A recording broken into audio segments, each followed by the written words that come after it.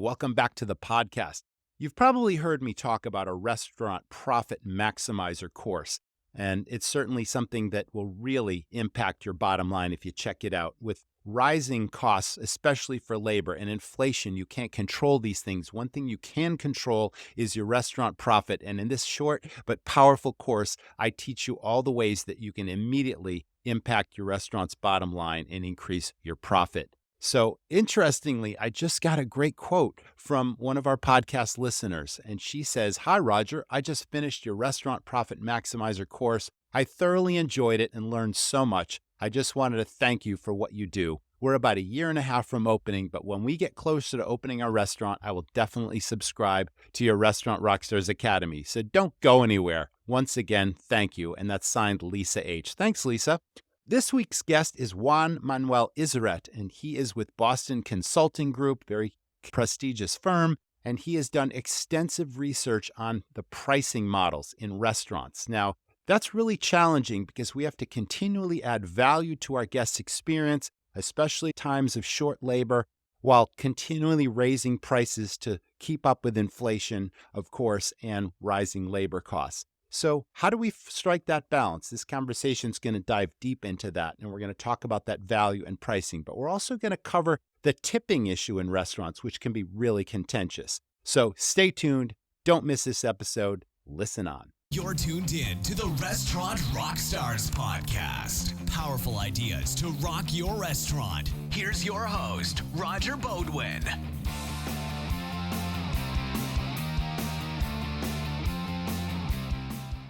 Listen, from one restaurateur to another, and I hope you GMs out there listening as well are paying attention. You know, marketing should never be an experiment. Oh, I tried this or I tried that. No, any of your valuable dollars that you spend on marketing should absolutely be trackable. You should know exactly where the business is coming from and that it's driving return on your investment. You spend a certain amount of money, you want to make far more money in return from that marketing, if you can track it.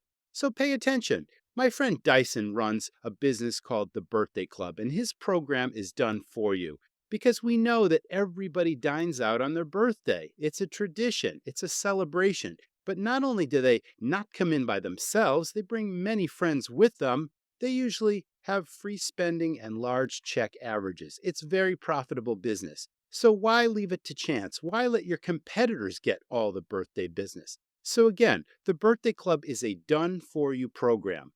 All you have to do is check out www.jointhebirthdayclub.com/birthdayrockstar. It's a great program. If I still owned and operated restaurants today after decades, it's something I would definitely be doing, but it's worth checking out. So check it out. jointhebirthdayclub.com/birthdayrockstar. Rockstars, when I needed equipment from my former restaurants, I called Restaurant Equippers. Restaurant Equippers has served independent food service operators just like you going on 60 years. You'll find all the top names and extensive inventory at their huge warehouse stores in Ohio, Michigan, and New Jersey. You can shop equippers.com or call their national order office at 800-235-3325. Their experienced specialists will help you get the best equipment and supplies and save you money. Thousands of name brand products are available for immediate store pickup or shipment. Just like me, when you need something, you need it now. Restaurant Equippers will make sure you get the equipment and supplies you need when you need them at a price you want to pay. They shop the world to find the best products and value. Give Restaurant Equippers a call for all your equipment and supply needs, or check their website, equippers.com. Welcome back, everyone. This is the Restaurant Rockstars Podcast. Thanks for being here. My guest, Jean-Manuel, how are you today? Very good, Roger. Thank you very much for having me. I'm excited to have you here. This conversation is going to be all about pricing strategy and tipping in restaurants and hospitality venues. And you've got expertise in this area. You've spent a lot of your career analyzing different industries and pricing models. And you came to me as a pricing strategy expert. So I'm really excited to talk about this. It's been it's an interesting topic. It's somewhat controversial. There's a lot of depth to it. And I can't wait to get into all of it. But before we do, just give us a little bit of your career trajectory. Tell us where you've been and what you've done and how it came to this podcast. Thank you for having me, Roger. I really appreciate it. Where I come from is first, people might recognize the French accent. I'm a French guy. I started my career in France, but I came to the US more than 24 years ago now. From a business perspective, I started working for gas stations and Shell in France. And that's where I started to do pricing work. And pricing gasoline can seem very boring. That's the way I thought about it at the beginning. How much do you have? But I discovered that the prices need to be different for every single station, depending on where they are. A little bit like we'll see for every hotel or restaurants. Depending on where you are, you're gonna price differently. And it was a great learning experience. I spent a few years in Shell, 4 years and a half, almost 5 years. And then I moved to finish my PhD in marketing. And then after that, I joined BCG, first in Spain. And then I came to the US in 1999. Okay, so Um, BCG is Boston Consulting Group, a illustrious global company that specializes in all types of industries and in helping businesses find more profits, solve business challenges. So, were you specifically involved in pricing there, or did you run the gamut of different business solutions for different clients? I started as anybody starts at BCG without any specialization whatsoever. And I worked for airlines, I worked for a hospital, I worked for an insurance company. And so I worked for all sorts of companies at the beginning. But progressively, when I moved to the US and I lived in the Bay Area, I started to focus more on the technology space and more on the pricing topic because pricing was really important for the technology space. We can come back to that. And then progressively, instead of focusing just on the industry technology, I decided to focus on the topic, which is pricing. And starting around 2004-5, I started to mostly do pricing work and did this across industries from the consumer space. And it did the hospitality and restaurant environment was one of the areas where I did a little bit of work, but also in financial services, in insurance companies, in airlines, in retail, and of course technology and industrial goods. So basically I'm a guy who've done pricing for more than 20 years now, and that's why I wrote this book. Just I don't know anything else, but I wanted to share a few ideas about what I observed across the years of pricing. Yeah, as long as you brought it up, you did just publish a book. It's called Game Changer. Do you have a copy of it that you could just hold up? I'm curious about. Okay, there you Yes. go. Game Changer. Fantastic. Give us an overview of the different chapters and what someone can learn reading the book.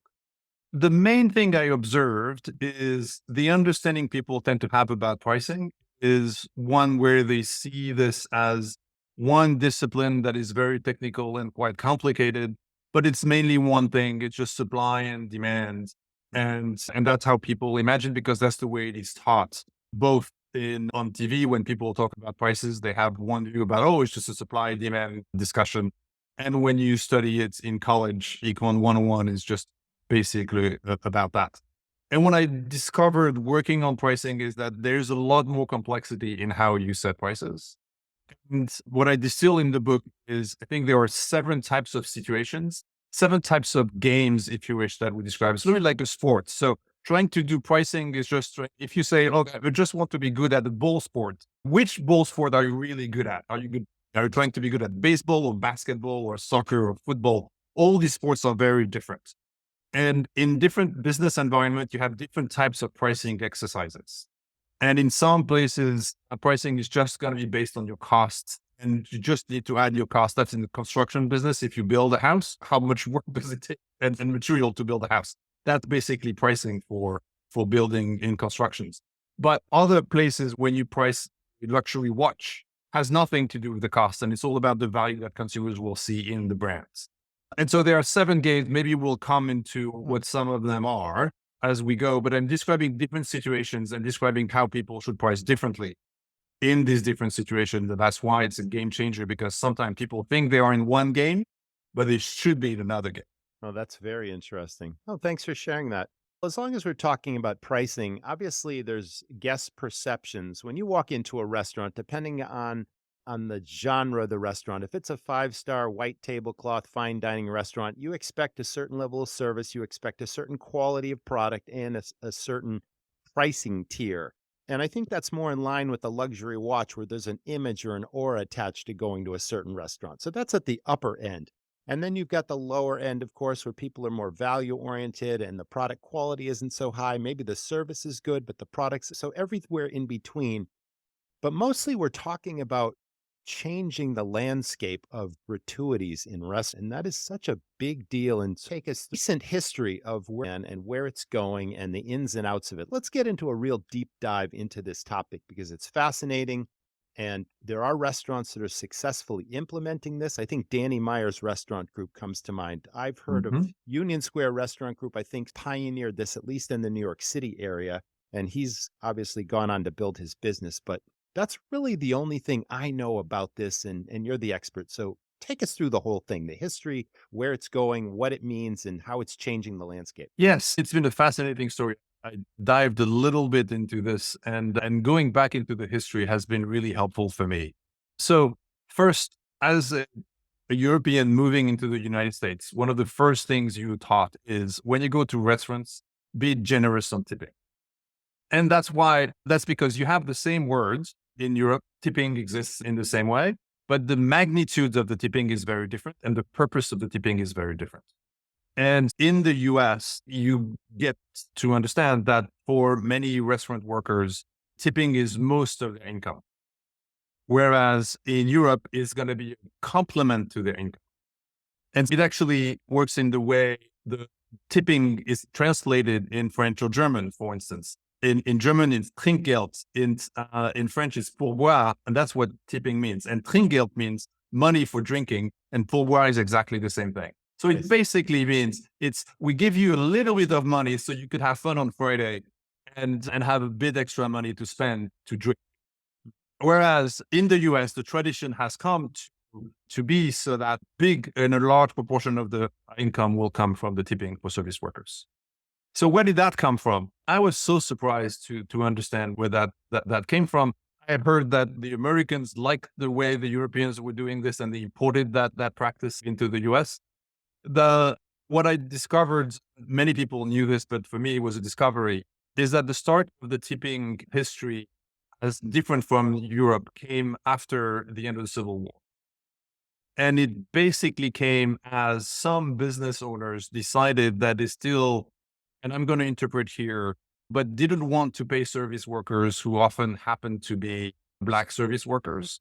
And that's, of course, different in different parts of the country and so on. There's all sorts of subtleties there. But the essence is they decided that they wanted to put the burden of paying for the employees, the service workers, to the customer and not to the company themselves. Of course, one of the logic is we're going to incentivize the service workers to do the best work they can do. And that had positive impact over time. As we know, service workers tend to be much friendlier in the United States than Paris, for instance, if you just take a comparison with the French people. And the reputation of the French is not necessarily service workers that friendly. They could throw the coffee on the table and you need to catch it and be happy about that. So there's some positive aspects to this from an incentive perspective. But it is also, as you give the customers the choice about how much they pay different service workers, all the psychological biases that customers have are projected on top of that. And one of the things that we know and has been studied many times is you tend to tip people who look like you slightly more than people who look differently from you. And since there are more white customers than Black customers, to make things simple and black and white here, then structurally, on average, white people will tip a little more white service workers than Black service workers. So structurally, you have some inequalities that come in there.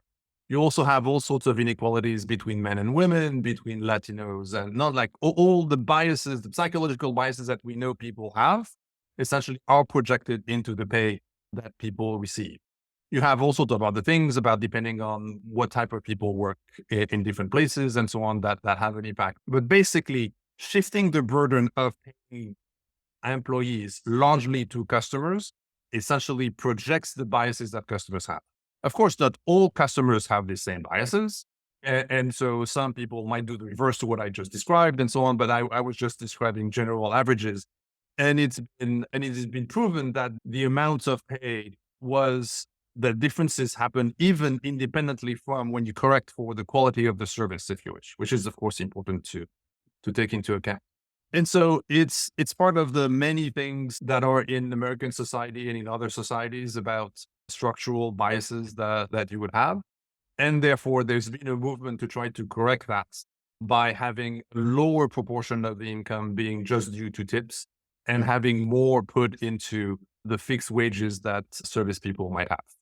In European countries, at least France and Italy, where I've been to several times, it is a career position. You're a waiter, and that is your career, and you are paid a salary to be a waiter, right? And That's in right. some countries, I'm thinking Italy specifically, and maybe I'm wrong, correct me if you think differently, but it's almost an insult in certain countries to leave a gratuity to a service person who is a career waiter, perhaps. I'm not, it's been quite a while, but I almost remember that. Yeah, so you have all You sorts know, of, in different countries, have different traditions about whether or not to pay some gratuities. I think I'm not as aware of that effect in Italy about people being upset, but I'm sure I know that in Japan, for instance, it's very prominent. Like in Japan, you're not supposed to give any tip. You insult someone. What do you think? You're trying to bribe me in some way or another. I'm Yep. doing my work and Sure. so on. So what you describe indeed is true in other countries. And in some ways, it's true also in different parts of Europe, and different parts of Europe have different histories. So I was just taking Germany and France, where I know more as examples, but what you describe is you need to be careful, like, essentially about what a tradition is, which then also will come back to what customers are used to doing, right? Because if customers are used to tipping 15% or more, then it's not that if you put more of the pay into the base salary and the customers don't change how much they tip, and you still distribute the tip to your service workers, then, your service workers might be very happy with having an income that could double. So that's not necessarily what you want. You want to manage costs. Every business has to do both sides. So it's a really complicated equation that people have to deal with. Do you see this trend, if we can even call it a trend, because it's, in my opinion, at least, it's emerging. It's not widespread yet, but do you see it becoming the national norm? And do you see this taking a long period of time for it to be universally accepted, where restaurants just start adapting to this new model?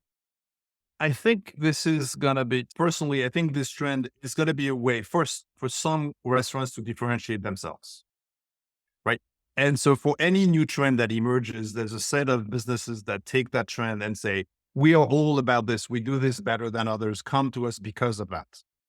And when it's at that level, that trend is applied in only a niche and may stay in that niche forever as a differentiator. In the US, there is also the impact of the legal framework. And it happens that the legal framework is different by state and even by city, which is unimaginable for some people in Europe. You have laws that are the same across the country, but in the US, you have different laws in different states. And that allows a lot of experimentations. And some states, California, New York, have also passed laws to have minimum wages for service workers that are similar to other minimum wages for other work. And so then the regulation is the one driving some of the change in how service workers get their income. And I think what we have observed in the States is that the overall spending in restaurants has not come down, and that the average tip has not come down that much. So that has resulted into higher income for people in the States, which also are the states that are the most expensive to live in. So there is some rationale for that as well that works in the balance. But I believe in the US, and that's personal opinion this time, that this will not be a broad change that will be adopted across the US quickly, because the tradition has been there. Customers have been used to paying a tip. You have always fluctuations. It will move up and down. So we saw in COVID that and at the same time of COVID, where people really wanted to keep their restaurants and small businesses in business and working and surviving that what we knew was going to be a tough patch of time for the businesses. Now, people were quite generous for tipping. At the same time, you have companies providing payments that distributed these terminals with the swivel, where people could decide how much they wanted to tip. And that has appeared almost in many more places than we were used to. And I have a joke that even the orthodontist now has some tipping. And people was like, And so there's a big backlash against that. And so there's a lot of articles and people saying, I don't want to tip everywhere, and especially when there's no particular service. Why would I tip? And why? And on average, also, the tips have gone up because of the swivel of the fact that you have a choice between 3 tips as opposed to you writing a number on a piece of paper. And so as the average come up and all prices go up, the consumers push back and say, come on, we can't have prices go up forever on everything all the time and so on. We need some balance. And so I think there is always a balance that goes back and forth. This is how markets work out.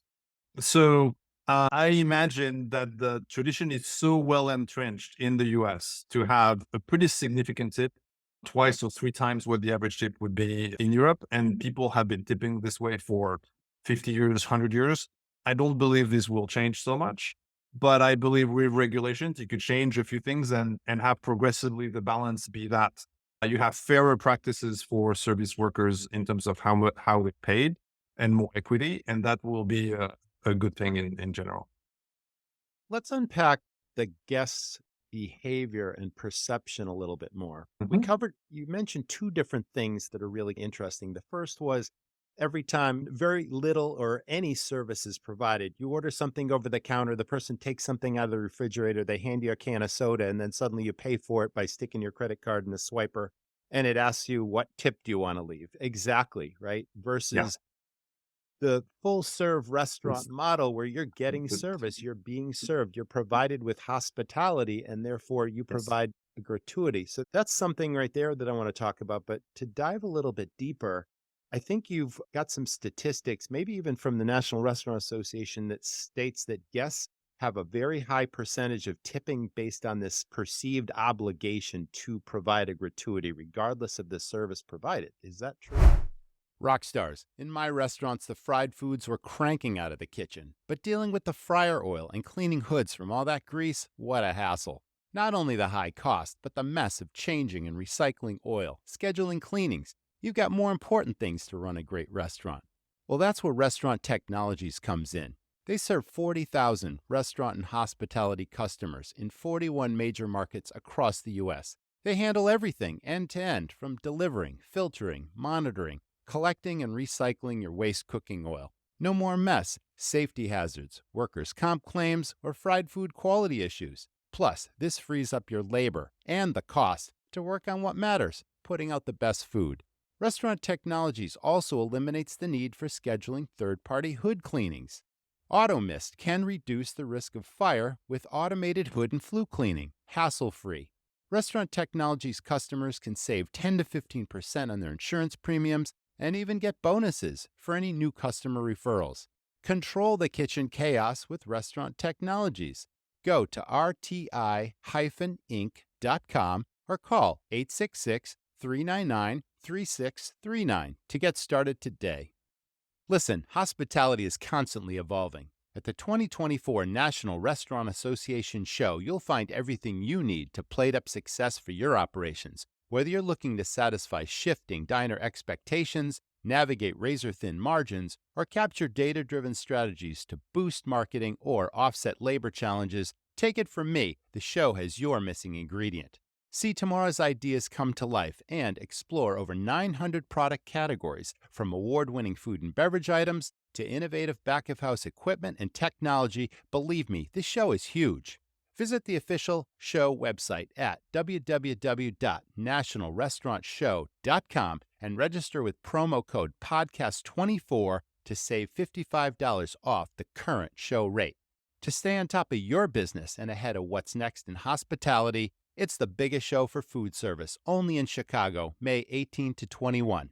Promotional offer expires on May 16th. Yes, that's true. So I think most people in the US, because they know the minimum, they know implicitly, they don't know the details about what I'm going to describe, but they know implicitly that the minimum wage for service workers is not the same as for other workers. They know most of the income. And so they feel an obligation.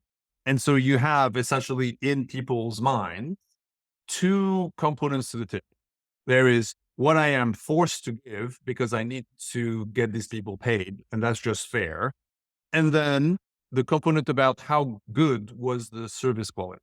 And of course, different individuals will do these two components and think about these two components in different ways and so on, and be more or less generous for one versus the other.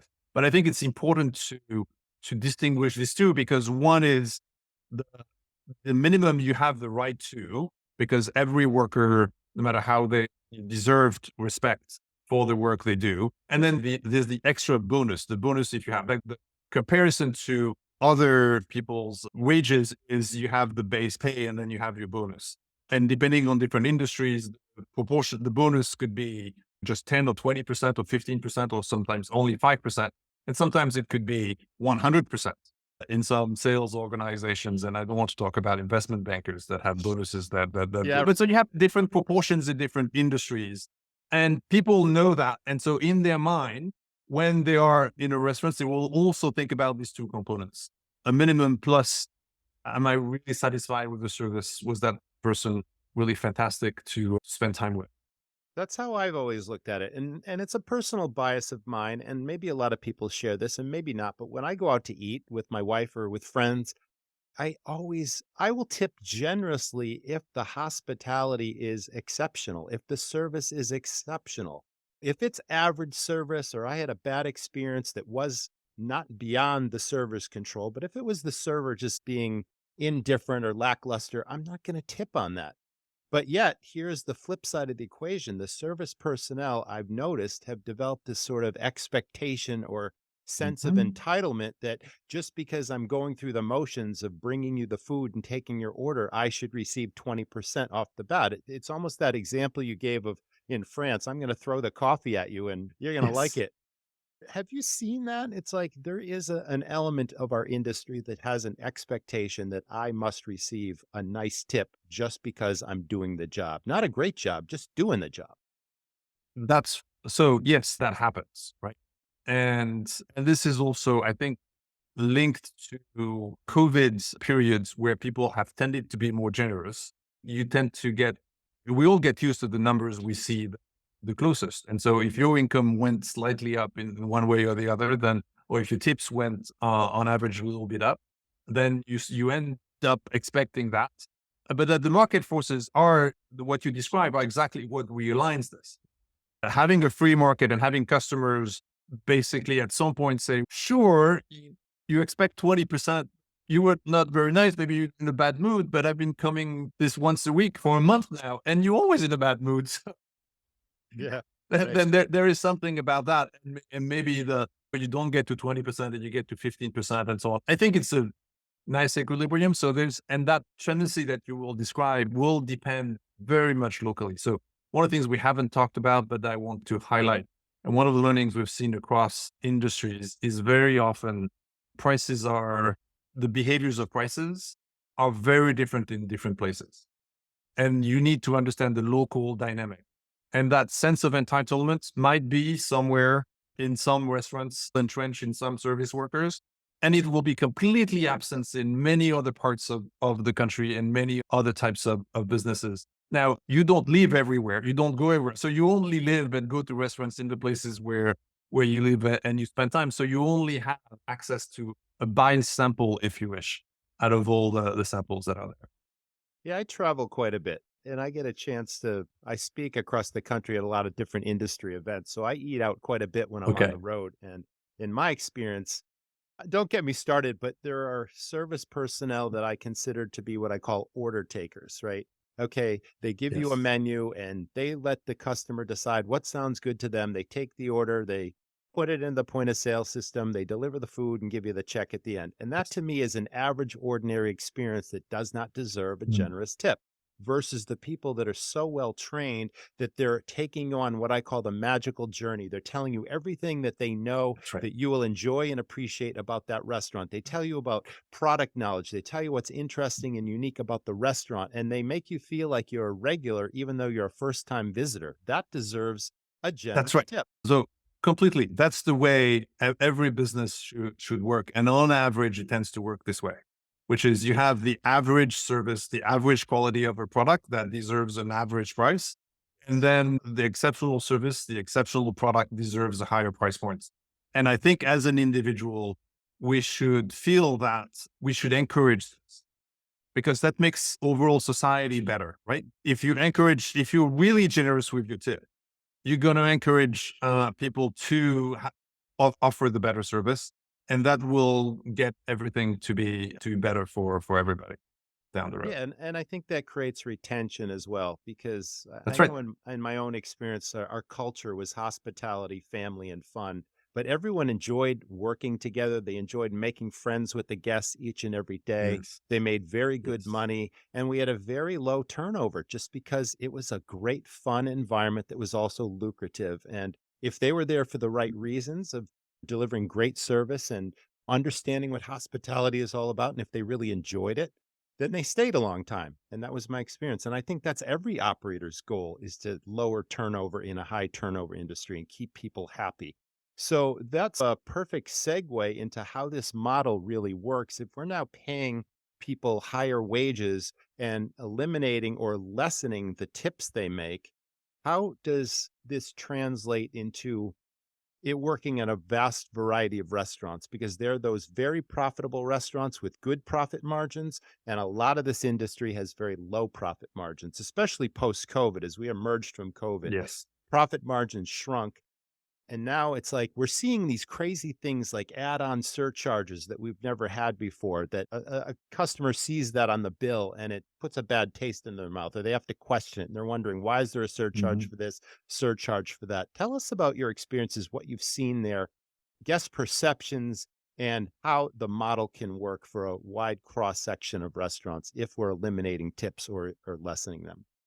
If I may, I'm going to bring this a bit broader than just the tips, because when you talk about the small margin that restaurants are making, this is the margins overall. Yep. And the impact on many things have driven the business to be this way, right? And what a restaurant makes is, of course, the sum of what you make with the items on the menu plus the tipping, and all of that is paying for the restaurants and for the service workers all together. And so you have different ways to balance different things. First, what I have observed in the business is we've had over the past 2 or 3 years a lot of inflation in cost that have gone up for all types of costs, but particularly food costs have gone up pretty significantly. Of course, when you print your menus, you don't print your menus every day. So, some restaurants do, but very often you have a policy where you're going to print your menus for quite a long period of time, and your costs might go up during that time, and that puts pressure on the margins. And if the cost keeps going up, you cannot essentially reprint all of your menus all the time as often as that. So that's one big pressure. All businesses have had to adapt to changing their prices more frequently, but there's a cost to reprinting all the menus, for instance. Of course. And so you can't that. So that is something to think through for restaurants. My experience is we've seen on average, restaurants have not been as good as they should have been in terms of taking into account the increase in their input costs and increasing their prices. So that's the first element. Then the second element is, if you change what is the tradition and what all your customers are used to in the US from the tipping practices, you should communicate about that. You should explain what you're doing, why you're doing it, and communicate and so on. And so if your prices have increased, but you don't tell your customers about why your price increased, and you expect them to tip a little less, give guidance to your customers about what you think is right, what you think is fair, and what you have done. And what we've observed is, in general, companies that are more transparent about why their prices go one way or the other, that tends to be really appreciated by customers and create the kind of loyalty that you were describing, that all restaurants and small businesses really strive to have. Loyal customer base, one that understands what you're doing for the community, both your customers, but also your service workers. If you explain how you balance that equation, I think that goes a long way to getting customers to understand, oh, that's what they're doing. And we think that's right, or we think that's wrong, or we adapt our behavior to what they're doing. I think that's a vital point that you just made. The communication to the guest is essential. And I think that emerged during COVID also, where everything was changing constantly. And we had to communicate with our guests about why we were doing certain Yes. things. And we were really appreciating the support that guests were giving us when the world went upside down and customers were still patronizing us and taking that risk and coming in. We had to thank them in a special way. And make them know that their business really mattered toward not only our success, but our survival. So I think that's really vital. Communication is essential there. Let's talk a little bit about the shrinking margins that we talked about earlier.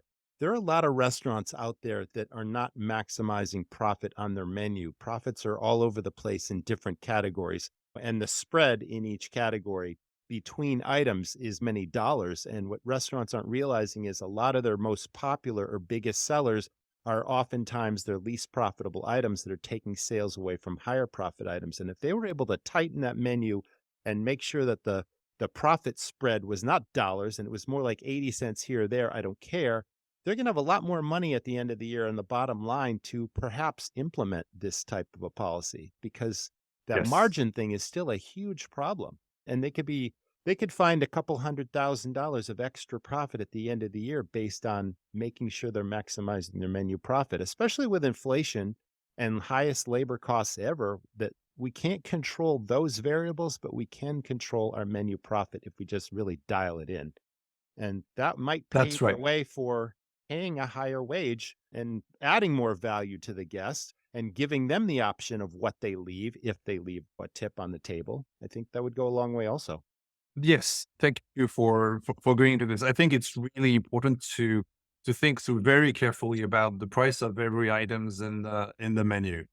And we started the conversation. I talked about different games, and maybe I can go into describing different stages about Sure. how you set prices. The first element that you went to this is really having a good view about what the cost of each of the items on the menu should be.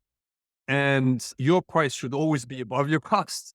And you should start to think about your prices with a proportion of margins that you want to have to pay for all the fixed costs Absolutely right. for your business. So you should take this into account in how you set the menu prices. And that's the first part. That's the cost plus pricing part.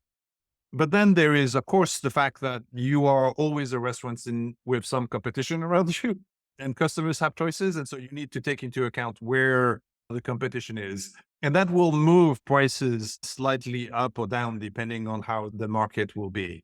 And you need to basically gauge the elasticity of each of the items on the menu. And you have some items that are in high demand that are your specialty. And maybe they should deserve a little bit higher margins because that's the reason why people come to you. And you have less competition on that because you're the only restaurant doing that specialty in the neighborhood. And so, of course, the prices should go up on that side. And that's the elasticity optimization. That's the second pricing game you should be playing. There's an even more sophisticated pricing game that you should play, which is what we call the psychology game of the choice game. Once customers have decided to come and patronize your restaurants, they're here. They're going to pick some items. They've come here before. What you should shape the choices they have.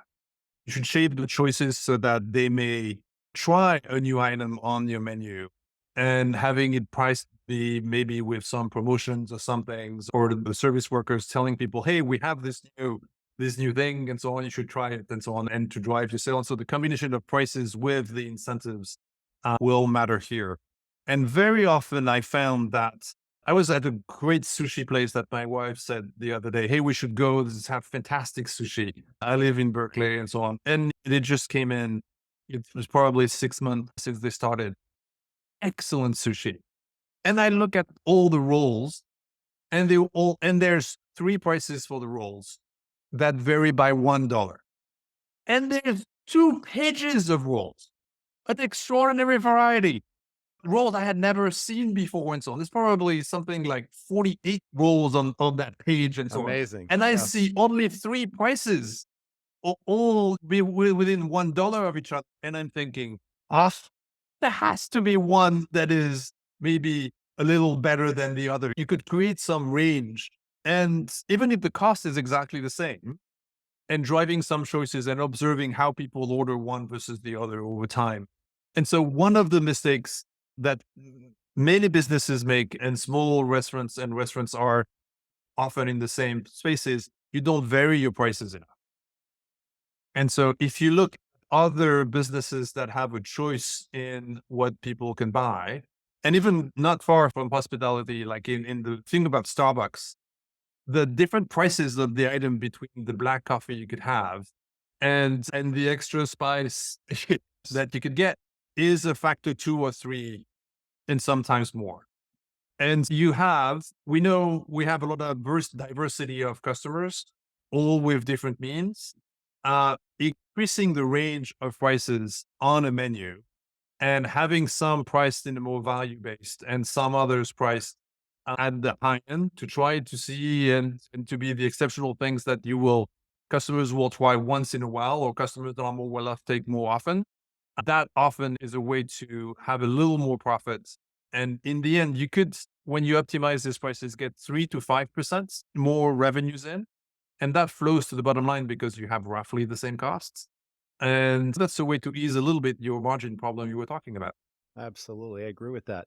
You made a reference earlier about building a house. And obviously, if you're a contractor, you know what your material costs are going to be. And you know what, when that house is finished, it's going to cost X to build it in terms of materials. And then you're adding in your labor and you dial in what your profit is. And I know that there's still a large segment of this industry that with inflation and the constantly volatile shifting markets, they're not constantly costing out their menus, knowing what it costs to serve every single dish to a guest.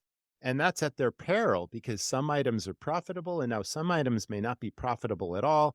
And you're spinning your wheels, you might be filling your seats, but your bank account's not growing. But it is so vital Yes. to know what it costs you to serve every single item to a customer and know what your food costs are. A lot of restaurants are hyper focused on food cost. And yes, that's important, but profitability is far more important than food cost. And a lot of Yes. restaurants get that wrong as well. So I'm glad we're talking about these topics because they're eye openers. They're highly relevant right now. But again, if you haven't costed out your menu recently with inflation and with rising costs, and then there's also portion controls that are not standardized in a lot of restaurants. And different people making the same items are putting different volumes of ingredients on a dish, which is even Yes. lessening the profit even more. So, all these things, if you don't have these controls in place, chances are you're losing money where you could be making it. And that's so vitally important. You're absolutely right. You should look at all these elements. Maybe I could give you a few rules of thumbs that we've seen in some other Please industries do. and Yeah, that we see. that's how. So of course, people are used to do your costing. Then you look at all of the cost of the particular food items. Then you do the cost about all the restaurants and all the fixed costs. And that gives you essentially what your minimum margin should be. But how should that margin vary? Everybody knows, as I described, that it's good to have higher margins on the most higher end items on the menu. But you tend to think that therefore all the low end items on the menu will be lower margins. And there is some truth to this, but not completely. So let's explain. Okay. The part of the menu that is the most competitive is the place where you should have the minimum margin. But when you get to the low end, you could actually have slightly higher margins than in the middle of the items. Let me take an analogy that might be surprising. But when you look at the percentage margin on a pair of jeans, you have more margin on a $15 pair of jeans than on a $35 pair. And of course, you have really huge margins on the $115 designer jeans Of course. that you find. That's But the very excuse. often people tend to think, oh, as my price go down, my margins go down. That goes to a certain level, the mid-range of prices. But at the lower end, you tend to have higher margins. And that's true across all industry. Therefore, for the most minimum items on your menu, enforce the minimum margin that is slightly higher than the minimal margin you were thinking about you could have. That's very practical, and you don't need you could add a little bit of topping on top of that, and that will be fine. And the reason for that is there's no choices below. There's no competition below, right? Because it's the most entry items you could ever think about. Let's talk about the labor crisis because that's on every operator's mind right now. And that's one of the biggest challenges to operating because with short staffing, with all the people that have left this industry, and you're still trying to offer value to your customer or to your guest, and they come in and they're not getting the service that they expect. The service Mhm. staff that are there are still expecting a tip, but it's fewer people have to fill in the holes where people are missing. And that whole thing is a huge problem in our industry right now. So if we somehow increase the wages, are we going to somehow solve the labor crisis too? And that's an added benefit to shifting the model. That's right. I think it will help. Of course, you also have, I think, 4.5% unemployment rate right now. And so it's hard to get workers for any industries. There's a lot of competition. And indeed, it is really difficult in that industry. And it is difficult. And the additional factor is the quality of the service is very often what makes customers come back as well. It And is. so it drives the loyalty. And so I think when you do the math, and we've done it in a few places, being able to have more loyal employees and service workers is also a way to get more loyal customers, and picking the ones that are essentially creating this relationship that you were describing earlier and making you feel like the first time customer is a customer that has been there forever. That makes such a difference that I think it is worth balancing in a more generous way, the minimum wage or the base wage and the tip as well. Okay. That's definitely food for thought. And it's been really interesting discovering all these new ideas. Do you ever see this being the new norm? Will it ultimately happen, or will it always be divided where some restaurants will find success with the eliminating the tipping, or some restaurants will always have that tip model? And that just becomes confusing to consumers who walk into one restaurant where there's no tipping, and then they walk into another restaurant where there is gratuities, and it's like it's everything in between. You wonder what the expectations are, what's going to go through the consumer's mind when they start seeing more and more of this. Will they expect this model across the board? Yes, I think Do you think so? I think they will. The expectations will change progressively, but like society, changes comes relatively slowly by small steps, and Of then course. it establishes and it's a new norm with some back and forth about where that is. I think in general, having more of the wages or having a minimum wage that is more substantial Yes. is going to be a great thing. It's going to give more stability. It's going to get service workers to be more loyal and to stand longer, and therefore to create relationships. And having the tip on top of that, that really incentivizes the behavior of the excellent service that I'm describing. I think that's a better model overall. And therefore, because it's a better model overall, it will stay. And I will take time to develop. I think regulations will also play a role into that. I agree. I don't think it will go all the way to how Europe is. And that's a great thing. We shouldn't have a convergence where everybody does the same thing everywhere. It's sort of different tradition, different places. Individuality is still important in this country. That's right. And everywhere is going to still matter. But I think, so as I said, a higher proportion or higher base probably should mean more of what was the service cost to be embedded into the menu items. So the margin I was talking about, if Yes. you increase the base pay of your service workers, that should reflect into the items in the menu. That should be slightly higher. Inflation means many businesses have been able to pass price increases without seeing as much impact on their profits. I think that's a lesson for all restaurant owners to incorporate. They should not be afraid about raising the prices. It's a good time, essentially, to redo the rebalancing that we were just talking about across all of the items on the menu. So if you do these things, which is having a base pay that is slightly higher so that you have more loyal employees, increasing the average margin you have on your items, making sure your costs are all incorporated into your prices and your cost increases are really incorporated into all your prices, and then differentiated the pricing even more, both at the high end, but even also at the low end. All of these together will drive businesses to be more stable and have more loyal customers and more loyal employees. One thing that comes to mind is this being an experiment, perhaps, for some restaurants, being intrigued with the idea and maybe trying it, and then trying to figure out what that increased wage needs to be to make sure that their staff are not making less money than they did. Because there are a lot of restaurants that's really lucrative to be tipped in. People are making 30, 40, 50 bucks an hour in certain establishments based on the volume, number of Yes. tables served, generosity, price points of restaurants. All these variables play into this. And then suddenly I, as the owner, have to make a decision. What is my new wage going to be for the service worker? And how do I factor in starting with what I think they're making now?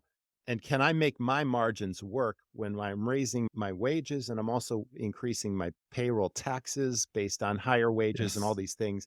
There's a lot of things to think through here before you just take the plunge. And one rule we give to people is to experiment and try things, and don't try the most extreme versions of everything, Thank you. because you're going to get the economics. Like the balance you describe is a fine-tuned balance So you can't move everything in a big direction. And so go to no tipping, and unless you are part of that niche where you're going to be making this your reputation and the way to go in. For all the businesses that are the mainstream businesses, they should move in that direction in a progressive way and test and making sure the numbers all work out.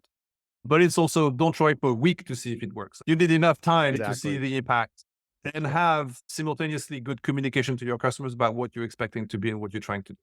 Absolutely. And that, I'm glad you put a exclamation point on the communication piece, because that's vitally important. One day you're this restaurant and tomorrow you're the next, and your customer walks in saying, what's going on here? You need that communication for sure. Awesome.